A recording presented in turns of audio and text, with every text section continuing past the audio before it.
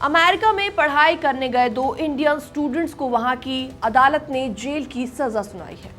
उन पर आरोप है कि उन्होंने स्टूडेंट वीजा का गलत इस्तेमाल करके अमेरिकी बुजुर्गों से करोड़ों रुपए की ठगी की है।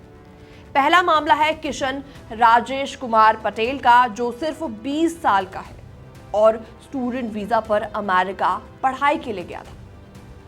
अब उसे अमेरिका की एक फेडरल कोर्ट ने 63 महीने की जेल की सजा सुनाई है। अमेरिकी डिपार्टमेंट ऑफ जस्टिस के मुताबिक किशन एक ऑनलाइन फिशिंग स्कीम का हिस्सा था, जिसमें खुद को सरकारी ऑफिसर बताकर लोगों को डराकर उनसे कैश और गोल्ड ठग रहा था। इसके अलावा इस स्कीम में 25 से ज्यादा सीनियर सिटीजन्स शामिल थे जो कि अमेरिका के थे। उनको टारगेट किया गया और करीबन 20 करोड़ रुपए का नुकसान हुआ।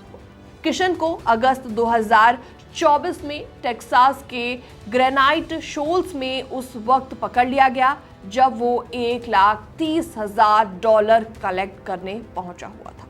और इस केस में एक और भारतीय स्टूडेंट शामिल है, ध्रुव मंगूकिया, जी हाँ, जिसने अपना जुर्म कबूल कर लिया है और सजा का इंतजार हो रहा है।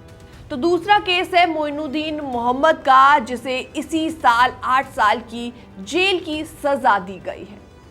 उसने भी बुजुर्गों को कॉल कर खुद को सरकारी अधिकारी बताया और उसने $6 मिलियन यानी कि इंडियन करेंसी के हिसाब से 50 करोड़ रुपए से ज्यादा की ठगी की है।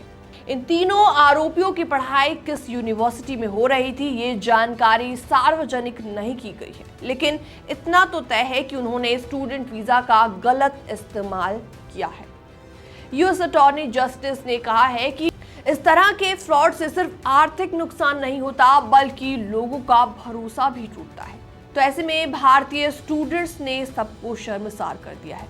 हर साल लाखों भारतीय स्टूडेंट्स अमेरिका जाते हैं पढ़ाई करने, काम करने और अपना करियर बिल्ड करने के लिए, लेकिन जब कुछ लोग वीजा का गलत इस्तेमाल करते हैं तो पूरी भारतीय कम्युनिटी की इमेज को नुकसान जरूर पहुंचता है।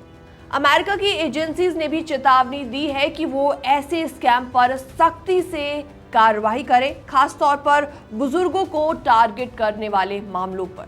जी हाँ, फिलहाल इस रिपोर्ट में इतना ही। बाकी तमाम अपडेट्स के लिए बने रहिए एनबीटी इंटरनेशनल के साथ।